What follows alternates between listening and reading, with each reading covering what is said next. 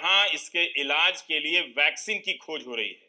वहाँ पर दुनिया भर की बड़ी यूनिवर्सिटी जुटी हुई हैं, उनके साथ रिसर्च संस्थाएं, सरकारें, दवा बनाने वाली कंपनियां सब अलग-अलग अपना ज्ञान, अपना पैसा लगा रही हैं ताकि कम से कम समय में इसके टीके की खोज कर ली जाए। साइंस, विज्ञान की एक बहुत ही महत्वपूर्ण पत्रिका है नेचर। इसने लिखा है 7 अप्रैल को कि इस वक्त दुनिया में 78 ऐसे प्रोजेक्ट चल रहे हैं और पीछे से 37 ऐसे और प्रोजेक्ट आने जा रहे हैं जिनमें टीका को लेकर रिसर्च होगा और खोज निकालने की कोशिश होगी। इस वक्त 5 ऐसे प्रोजेक्ट हैं जो इंसानों के शरीर में ट्रायल के स्टेज में पहुंच गए हैं। तो इतना कुछ हो रहा है। आप आए दिन ऐसी खबरें पढ़ते होंगे कि फलाना डॉक्टर ने ये खोज निकाला, किसी ने जीन का सीक्वेंस बना दिया है, उसका क्रम बना दिया है, किसी ने कुछ कर लिया है। ऐसी खबरों का हम क्या करें, इन्हें कैसे देखें?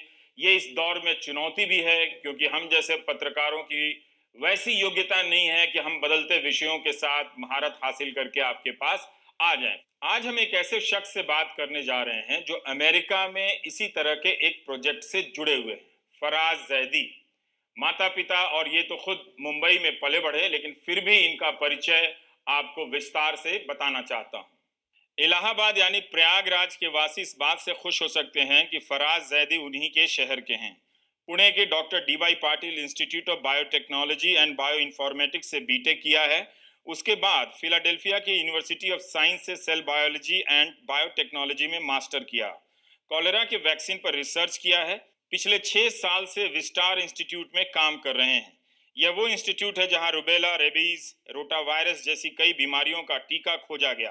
फराज जैदी और डैनियल पार्क उस टीम का हिस्सा हैं जो वैक्सीन बनाने में जुटी हैं।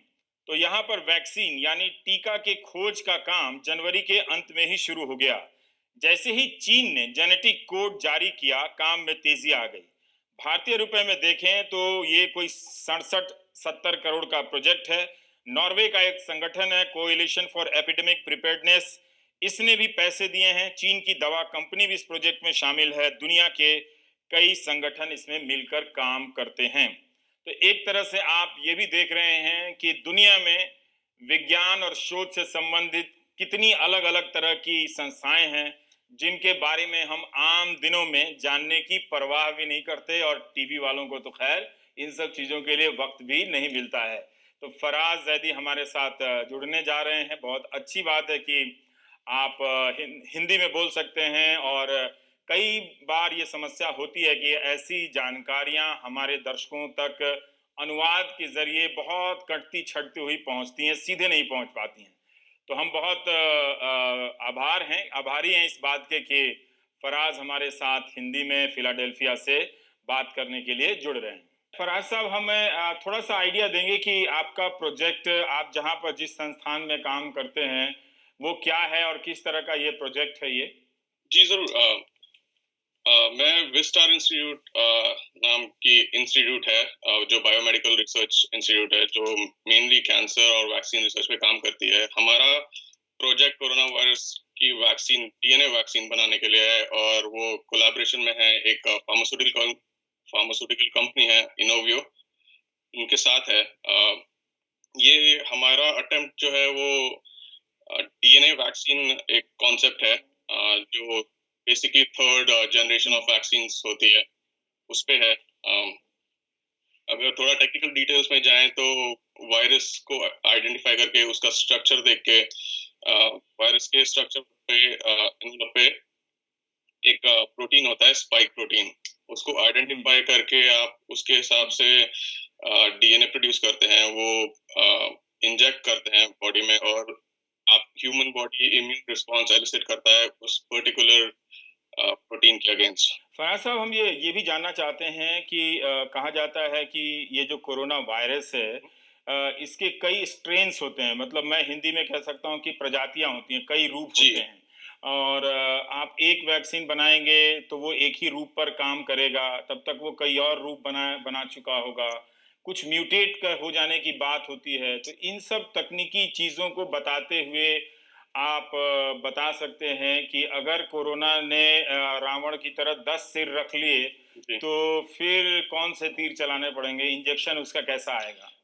जी, वायरस काफ़ी नोन होते हैं म्यूटेट करने के लिए, बट यूजुअली जैसे सालाना फ्लू होता है, उसके लिए हमेशा वैक्सीन्स बनी होती हैं, आप लेते हैं।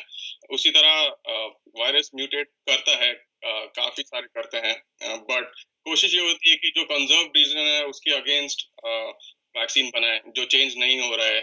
अब म्यूटेशंस कहीं भी हो सकते हैं, उसको तो कंट्रोल नहीं कर सकते, बट ऐसी जगह पे वैक्सीन बना सकते हैं, ऐसी चीज़ को लेके जो म्यूटेट नहीं करे और उसकी वैक्सीन चलती है। या और जे एक बार मेरे हिसाब से डीएनए वैक्सीन बन गई, तो अगर कुछ म्यूटेट करता है, तो उसके अगेंस्ट सिमिलर वैक्सीन बना के यूज़ भी किया जा सकता है। उसकी भी पॉसिबिलिटी है। अमेरिका के ही अखबारों में पढ़ रहा था जी, कि वहाँ एक एंटीबॉडी टेस्ट की बात हो रही है और कहा जा रहा है कि अगर किसी के भीतर वो वायरस गया और वो बीमार नहीं पड़ा तो उसके भीतर एंटीबॉडी बन जाती है, यानी शरीर के भीतर ही कुछ बन जाता है जो वायरस से लड़ सकता जी। है।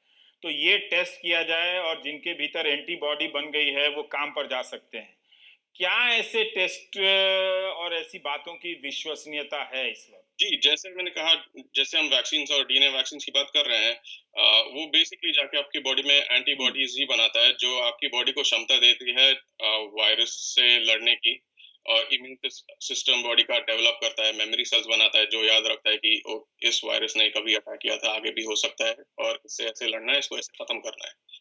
तो एंटीबॉडीज़ इम्यून सिस्टम का एक इम्पोर्टेंट पार्ट है, और वैक्सीन्स वही होती है, प्रोफाइलैक्टिक होती है, प्रिवेंटिव होती है मोस्टली। तो एक बार आप वैक्सीनेट हो जाएँ, तो हम्म। आपकी बॉडी में वो एंटीबॉडी प्रोड्यूस करना शुरू हो जाता है, और फिर जब कभी वायरस अगर अटैक करे, तो आपकी बॉडी में उतनी क्षमता डेवलप हो जाती है कि उस वायरस से लड़ सके और उसको मात मात दे सके। हुँ।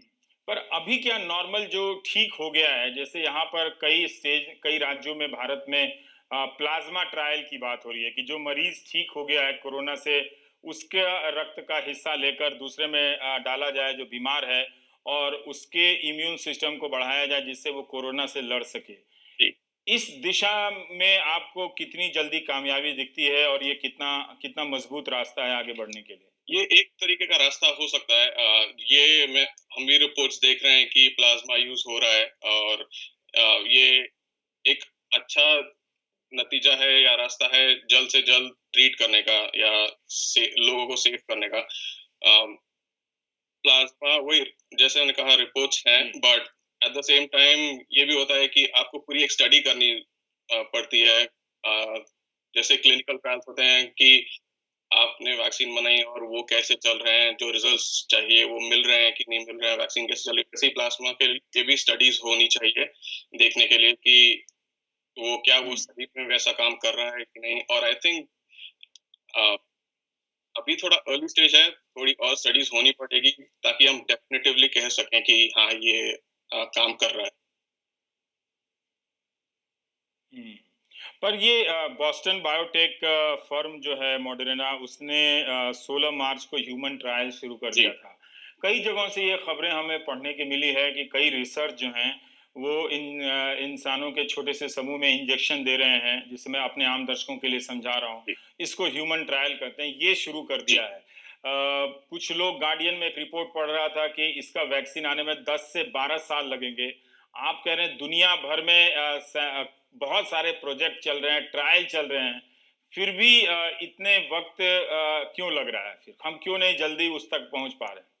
देखिए, वैक्सीन बनने में, जैसे आपने भी कहा कि कइयों साल लग जाते हैं, 10 से 14 साल लग सकते हैं। बट और ये अभी एक नया वायरस आया है, उसकी स्टडी करने के लिए समय लगता है, क्या डिफरेंसेस है वो देखने के लिए समय लगता है। वैक्सीन कैसे एक्सप्लोर कर सकते हैं, डिज़ाइन कर सकते हैं, उसके लिए समय लगता है।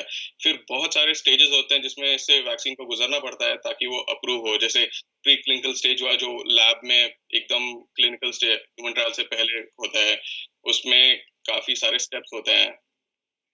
एनिमल्स पे टेस्टिंग होती है, फिर वो हुँ, सब जब उसके रिजल्ट्स सैटिस्फैक्टरी हो, अच्छे हों, तो फिर वो क्लियर होती है ह्यूमन ट्रायल्स में जाने के लिए। तो इसको यूजुअली आराम से हुँ, काफ़ी समय लग सकता है, 2 साल, 5 साल, काफ़ी टाइम लग सकता है, डिपेंडिंग ऑन कैसी वैक्सीन बना रहे हैं और आप किस वायरस या बैक्टीरिया से लड़ रहे हैं। तो मेरी समझ से क्या चाइना। कोई ऐसी वैक्सीन? जी जी, जी।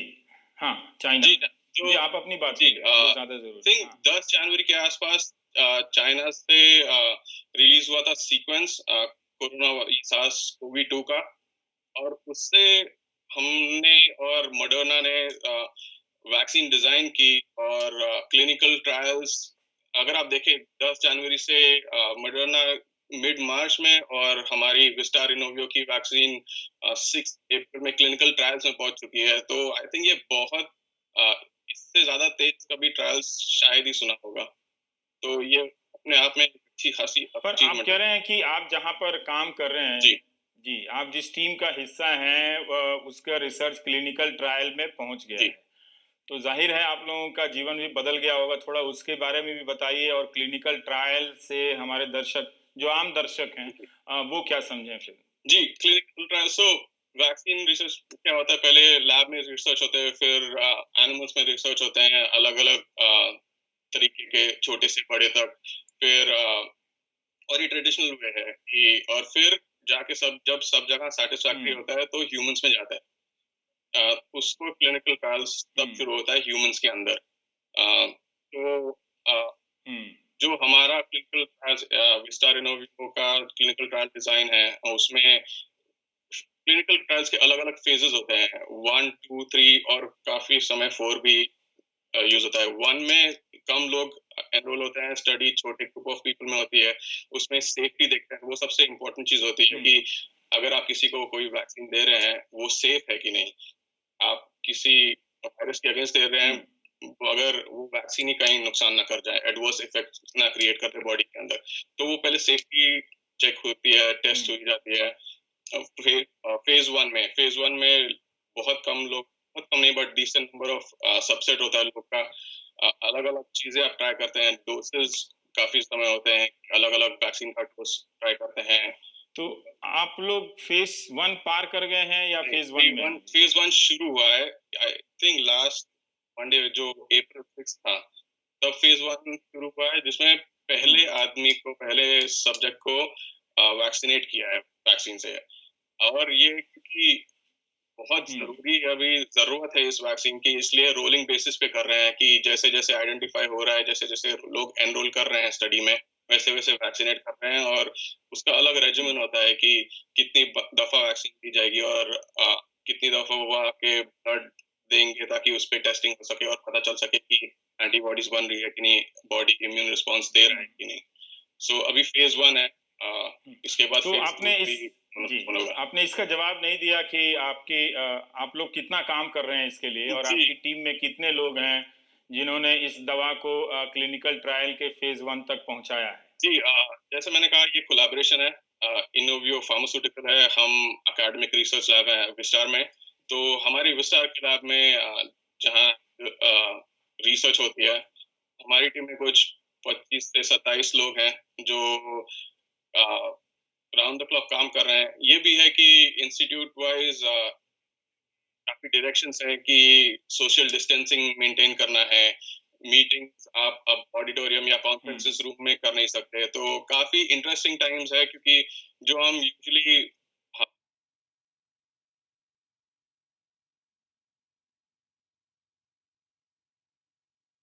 हफ्ते में एक बार मीटिंग्स करते थे, वो अब ऑनलाइन करते हैं अपने अपने कंप्यूटर पे। काफी लोग अपने घर से करते हैं, काफी लोग लैब में ही बैठ के 6-6 8-8 हुँ, फीट दूर बैठ के मीट करते हैं, और सोशल डिस्टेंस मेंटेन करने की पूरी कोशिश की जा रही है। अ, राइट। हम हुँ, जी। मास्क पहन के काम कर रहे हैं, इ और बट जैसे आप बोल रहे थे कि हुँ, काम कैसे चल रहा है यहाँ काफी जगह पे ऑलमोस्ट सारी दुनिया में बोला जा रहा है कि घर रहें और घर से काम करें, बट हमारे इसमें काफी अलग है, क्योंकि जाके काम करना है, लैब वर्क घर बैठे नहीं हो सकता, तो काफी अलग अलग चीजें ट्राई कर रहे हैं, जैसे स्टैगर कर रहे हैं टाइम्स।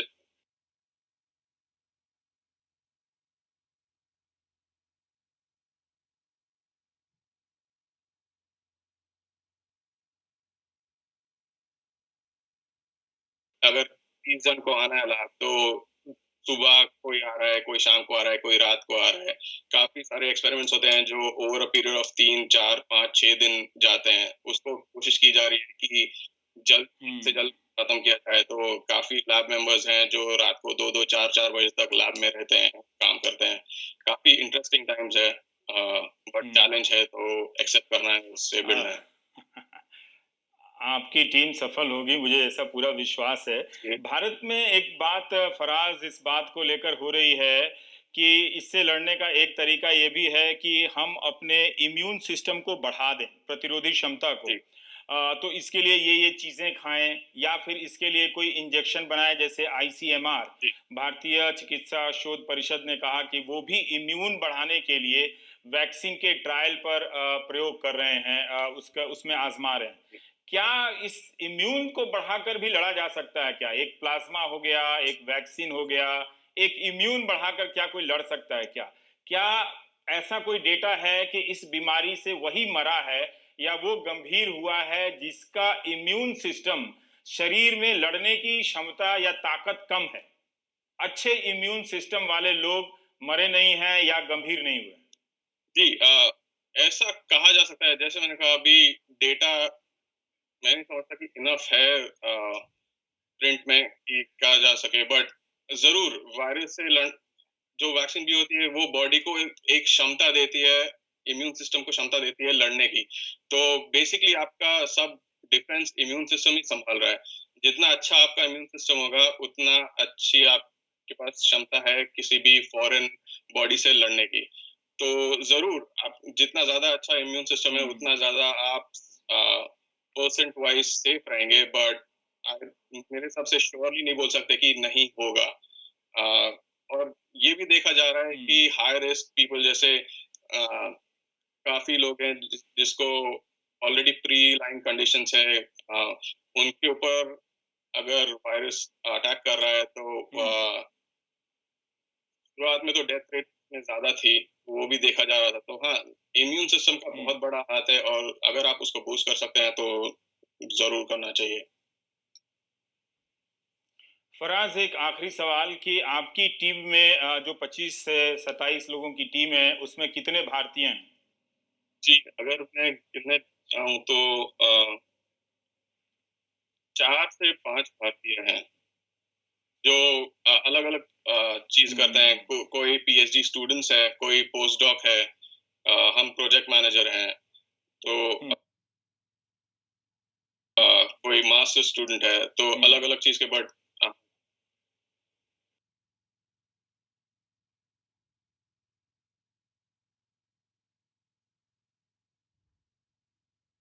5 से 6 भारतीय हैं। फराज, हो सके तो कई रात बिना सोए हुए आप मेहनत करें और हम यहाँ से प्रार्थना करते हैं कि आपको कामयाबी मिले। और अगर आप बहुत जल्दी वैक्सीन खोज निकालें, तो इतना तय है कि आपके पूर्वजों का जो शहर है इलाहाबाद, जो प्रयागराज हो गया है, वहाँ पर लोग दिवाली ज़रूर मनाएंगे कि उनके शहर के लड़के ने ये कमाल किया है। बहुत जी, बहुत शुक्रिया फराज जैदी, हमसे बात करने के लिए। बहुत-बहुत शुक्रिया प्रवीण जी, प्लेज़र ऑल माइन।